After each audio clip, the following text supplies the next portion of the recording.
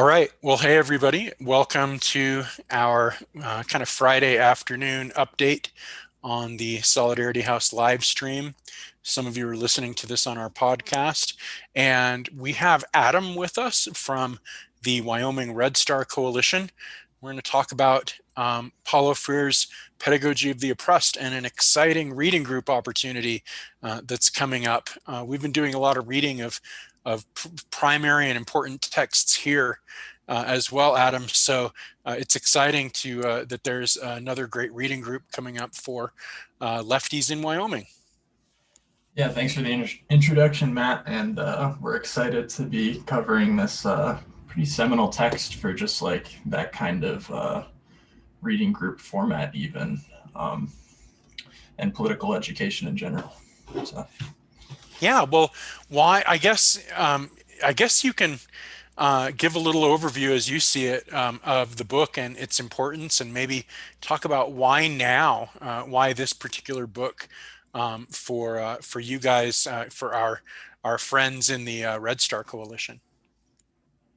Yeah, so I'm going to just preface this by saying I'm only halfway through the book proper at the moment, so there's a little caveat there.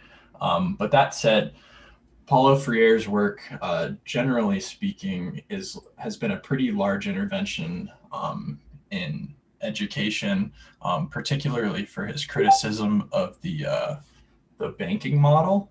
And in general, his approach is instead to do this sort of question posing model of education that really engages learners in this process of kind of self-actualization as it applies to like putting yourself in the educational process in a way that's active, in a way that's identifying problems, asking questions, and hopefully coming to some sort of like synthesis or solution out of that process. And that said, Pedagogy of the Oppressed is probably the text where he outlines this the most exhaustively. At the Wyoming Red Star Coalition, my comrades and I have not covered this text before, so we're going to be learning alongside anyone that's interested in joining us. And we're kind of approaching even what we're calling this mutual education project from the perspective of kind of settling on the most productive form for this sort of reading group and constantly reflecting on the form, not just the content of the text, but how it might offer suggestions for how to better cover this kind of primary source material in a way that's more approachable for everyone that's interested in learning about it. You know, you mentioned that it was you called it a seminal work, and it really is, one of the first and primary and most significant works that seeks to combine both Marxist and anti-colonialist ideas in the service of education, and immediately also kind of suggests that education is not just what we're talking about in terms of learning in a classroom or learning in institutional education, but really the whole kind of dialogic educational model, and the way that, as you say, the dominant way of thinking is as a kind of a banking model. Can you talk a little bit about what you feel like a banking model means? Um, I I haven't been through many courses that would have talked about this, but as I understand it, Friere looked at the banking model as like this sort of passive approach where you kind of teach students as like vessels to be filled up with knowledge that's like passed down from on high, as opposed to engaging them actively in the process in a way that implicates them as subjects, not just as like these passive recipients of knowledge from some sort of gate kept source. Which to me has immediate implications for creating a sense and a vision of revolution. And instilling in people the knowledge that they can change their circumstances, which is very, very different, don't you think, from traditional educational models in which people really just are taught to become passive automatons who at best can maybe stand out in the existing system. Yeah, absolutely. And I would even go a little bit further and say that, like, from my understanding of how this text frequently gets covered at, say, a university, sometimes even that like revolutionary content gets scrubbed out of it. It gets posed more as like this process that makes, say, learning more effective or better, but divorced of the kind of praxis, the combination of theory and practice and that reflective process that's supposed to create the sort of subjectivity that can lead both the oppressed and the oppressors that are supposed to be in dialogue in these sorts of spaces into a liberated, like, humanist potential. And that sort of that, I mean, that's the necessary implication, on a more like philosophical level of this work, that frequently gets overlooked and instead gets just treated as a method, in a lot of instances. So we're hoping to engage with the full diversity of this text and cover the implications, how they apply, um, in real life, how they can help our organizing, all of these facets of the text that even if you had covered this, say at a university, you might not have like grappled with thoroughly, and you might find, kind of transform your approach to political educations or reading groups, and may even just serve as an intervention in your own organizing practices. I think that that's so important. I uh, I was sleeping on the job just a moment ago here, and just barely hit record into our last little exchange in terms of recording this for the podcast that's going to come after the live stream. So I apologize. We're going to rewind just a little bit, and I'm going to say again that we have Adam here from the Wyoming Red Star Coalition. And Adam came on to our live stream today to talk about a reading group that they have started, or that they're going to start, around Paulo Freire's Pedagogy of the Oppressed.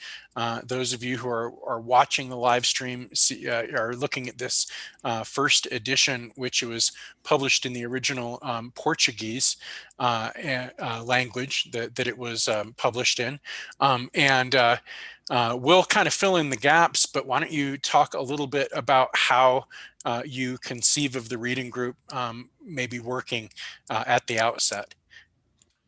Yeah, and I can actually just read you the kind of preface that we're going to be working from, and how we're going to be introducing the reading group, when it actually comes time to start next week. In kind of Hegelian fashion, we're starting with a loose purpose, and then hopefully we're going to iterate on that, to improve the reading group as it goes along. But this is how we're going to be introducing that group. Sounds good. What we're calling mutual education is a project committed to co-creating an accessible and engaging communal dialogue in an iterative process of group study, while bettering the radical learning and outreach process and reflecting on the educational form itself. In an effort to democratize this process and drive continued engagement, we're asking everyone to facilitate discussion and content selection in flexible rotation. Our aim is to present and engage with the central questions and tensions of the source materials, drawing from supplementary material where possible to make the ideas approachable to all who wish to participate, irrespective of ability or time to necessarily absorb all of the weekly material.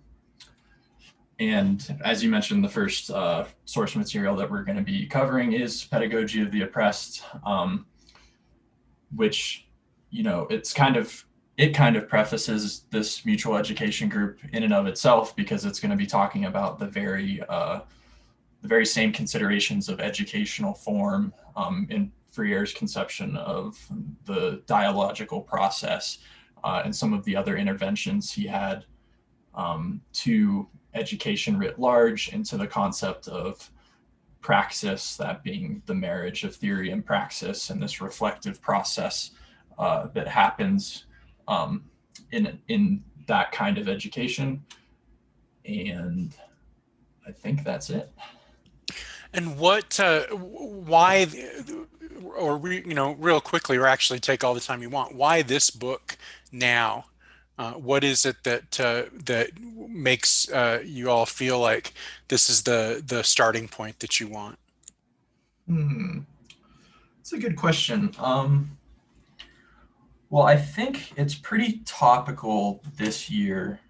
I mean, if you consider this most frequent or this most recent cycle of protests as continuous with the time that we're talking about, because it came out of that decolonial strain of Marxism, and does so in a way that's very much focused on the practical steps that you can take, irrespective of position, to not only educate yourself, but to come to a heightened subjectivity and to realize your potential as like a liberated human subject. So I think the fact that it draws from some of Frantz Fanon's work and Wretched of the Earth, and all the decolonial thinking that he's done, while also offering practical interventions in how we do outreach, how we do organizing, how we do education, all make it a very timely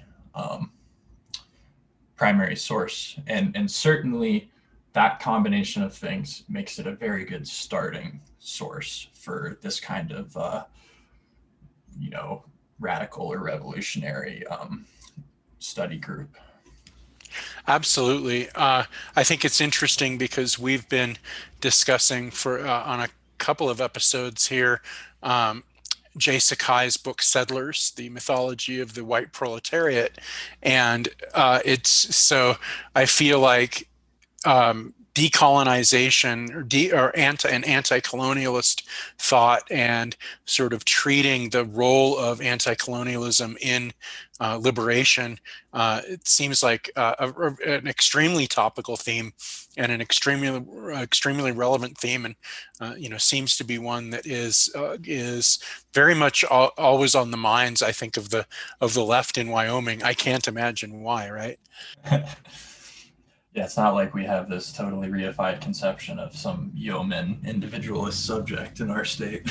Exactly, exactly. Why don't you talk a little bit about what people can do if they want to get involved in the group, and who they can contact, and what they might expect getting involved? Yeah, so I would ask anyone interested in joining this mutual education project to go look up Wyoming Red Star Coalition on Facebook, and then go ahead and like our page and send us a DM, and we'll get you the information and get you involved. It's open to all. We're not asking any sort of requirements. We're hoping that everybody that's interested would be willing to at some point help facilitate one of the discussions. And that might not necessarily come up over the course of this like 150-page book or whatever, but part of the mutual education process as we see it is helping to democratize the form. So to actively engage everybody in not just reading the source material, but also presenting it at times.